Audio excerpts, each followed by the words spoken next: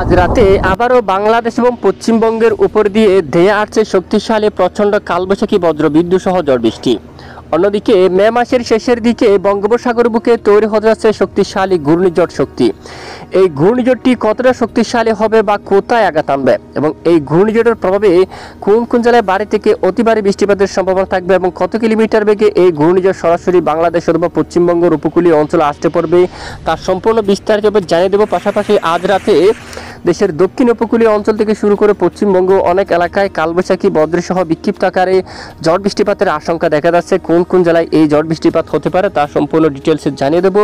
ভিডিওটি না টেনে শেষ পর্যন্ত দেখবেন, ভালো লাগলে লাইক করবেন। সবার আগে গুরুত্বপূর্ণ আবহাওয়ার লেটেস্ট আপডেট পেতে চ্যানেলটি সাবস্ক্রাইব করে পাশের বেল বাটনে ক্লিক করে রাখবেন।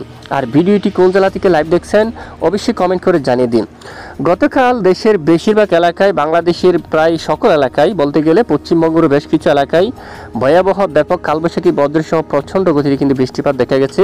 তুলনামূলক আজ বৃষ্টির মাত্রা অনেকটাই কম রয়েছে, তবে আজও দেখুন বিকেল থেকে শুরু করে সন্ধ্যা ও রাতের মধ্যে পুরুলিয়া অঞ্চল থেকে শুরু করে ধানবাদ, মিহিজাম, এখানে দেখুন বাঁকুড়া, তারপর দুর্গাপুর এবং পশ্চিমবঙ্গের অনেক এলাকায় বজ্রসহ বৃষ্টিপাত হতে পারে। যেমনটি ভারতের এখানে দেখুন রাঞ্চির দিকে, দামবাদের দিকে কিন্তু একটি কালবৈশাখী বজ্রবাহী মেঘ তৈরি হয়েছে, যেটি ধীরে ধীরে পূর্ব দিকে অগ্রসর হয়ে রাতে পশ্চিমবঙ্গের অনেক এলাকায় প্রভাব ফেলতে পারে এবং বজ্রসহ প্রচণ্ড আকারে বৃষ্টিপাত হওয়ার সম্ভাবনা থাকবে।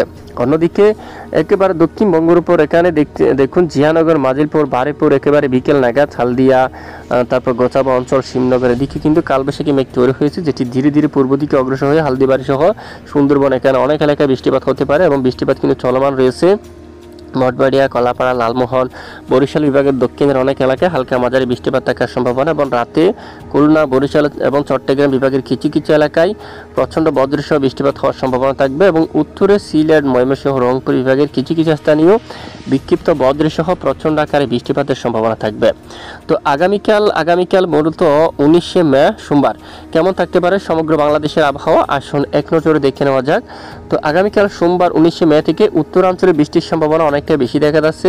প্রথমে আমরা দেখতে পাচ্ছি এখানে ময়মনসিংহ, তারপর সরিষাবাড়ি, জলকাত্র, কালীহাটি, কিশোরগঞ্জ, ফুলপুর এলাকা, এখানে দেখুন এখানে লাকি, এই যে লাকাই, এই এলাকায় বজ্রসহ মাঝারি থেকে ভারী বৃষ্টিপাতের সম্ভাবনা দেখা যাচ্ছে।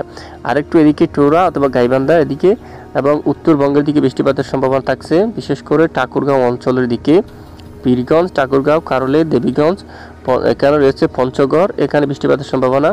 তারপর কুচবিহার অঞ্চলে রয়েছে দিনহাটা, শীতলকুচি, আলিপুরদুয়ার, এই সকল এলাকায় কালবৈশাখী প্রচণ্ড বৃষ্টিপাতের সম্ভাবনা থাকবে। অন্যদিকে পূর্ণিয়া, আরারিয়া, তারপর এখানে দেখুন কারানদিঘি, কৃষ্ণাগঞ্জ, এই সকল এলাকায় কিন্তু শক্তিশালী ভয়াবহ কালবৈশাখী বজ্রসহ প্রচণ্ড আকারে বৃষ্টিপাতের সম্ভাবনা থাকবে। এবং দেখুন আগামী 19শে মে মূলত উত্তর পশ্চিম রংপুর বিভাগের অধিকাংশ এলাকায় বৃষ্টিপাত থাকতে পারে, পাশাপাশি রাজশাহী বিভাগের কিছু কিছু এলাকায় বৃষ্টিপাত থাকতে পারে। মোহনপুর, গোমাস্তাপুর এদিকে, সিংড়া, তারপরে যে মাঝামাঝি আরও কিছু অঞ্চলে এখানে বজ্রসহ প্রচণ্ড আকারে বৃষ্টিপাতের সম্ভাবনা কিন্তু দেখা যাচ্ছে। তো এছাড়া আগামী মঙ্গলবার 20 তারিখ নাগাদ উত্তরবঙ্গের দিকে বৃষ্টিপাতের সম্ভাবনা কিন্তু অনেকটাই বেশি। উত্তরবঙ্গে বলতে গেলে রংপুর বিভাগের সকল জেলার দিকে কিন্তু বৃষ্টিপাতের সম্ভাবনা থাকবে। সাইদপুর, কারলে, দিনাজপুর, পীরগঞ্জ, ঠাকুরগাঁও, জলঢাকা, লালমনিরহাট, রংপুর এবং রাজীবপুর, গাইবান্ধা এই সকল এলাকায়, ঠোরার দিকে বাংশী, তারপর ঘোলাপাড়া, ডুবরি, বুকু সহ এখানে বাগমারা, এখানে অধিকাংশ এলাকায় শক্তিশালী ভয়াবহ কালবৈশাখী প্রচণ্ড আকারে বৃষ্টিপাতের সম্ভাবনা থাকবে।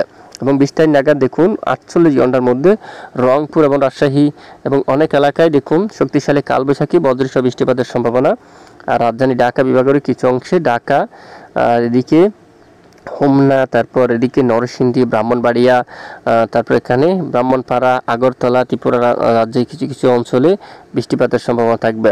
এবং 21 তারিখ নাগাদও বৃষ্টিপাত শুরু হতে পারে উত্তরবঙ্গের উপর। উত্তরাঞ্চলে বাংলাদেশের খুলনা, বরিশাল এখানে বৃষ্টির সম্ভাবনা কম থাকবে। উত্তরাঞ্চলে বিশেষ করে সিলেট, ময়মনসিংহ, রংপুর এই 3 বিভাগের উপর কিন্তু বৃষ্টির সম্ভাবনা বেশি থাকবে।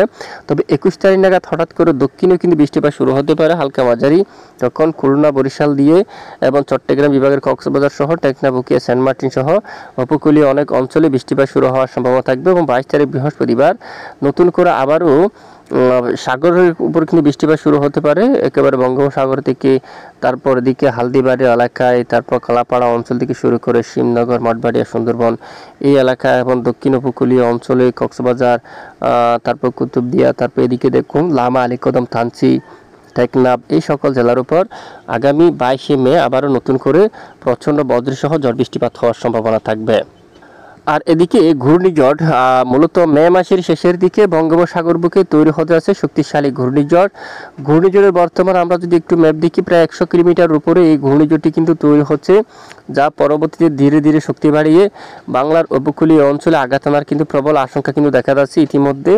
তবে আমরা নজর রাখবো এই ঘূর্ণিঝড়টি কোথায় আঘাত আনে। যদি ঠিক এভাবে ঘূর্ণিঝড়টি আঘাত আনে তাহলে প্রচণ্ড শক্তিমাত্রা নিয়ে বাংলাদেশের ও পশ্চিমবঙ্গের উপকূলীয় অঞ্চলে আঘাত আনতে পারে এবং বাতাসের গতিমাত্রা প্রায় 130 কিলোমিটার পর্যন্ত হয়ে যাচ্ছে, যা দেখুন 130 কিলোমিটার বাতাসের গতিমাত্রা নিয়ে এটি সরাসরি বাংলাদেশ অথবা পশ্চিমবঙ্গের উপকূলীয় অঞ্চল দিয়ে কিন্তু আঘাত আনার সম্ভাবনা থাকবে।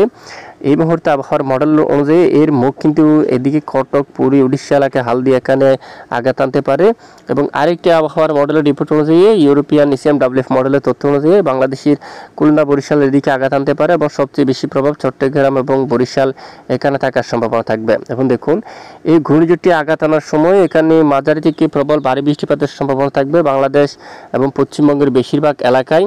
তো অবশ্যই আমরা তখন জানিয়ে দেবো কোন কোন জেলায় প্রচণ্ড ভারী বৃষ্টিপাত থাকার সম্ভাবনা। এখনো পর্যন্ত হাতে অনেক দিন সময় রয়েছে, তো আমরা নজর রাখছি, সঙ্গে থাকবেন। এ হচ্ছে আজকের গুরুত্বপূর্ণ আপডেট। এটুকু সঙ্গে থাকার জন্য অসংখ্য ধন্যবাদ।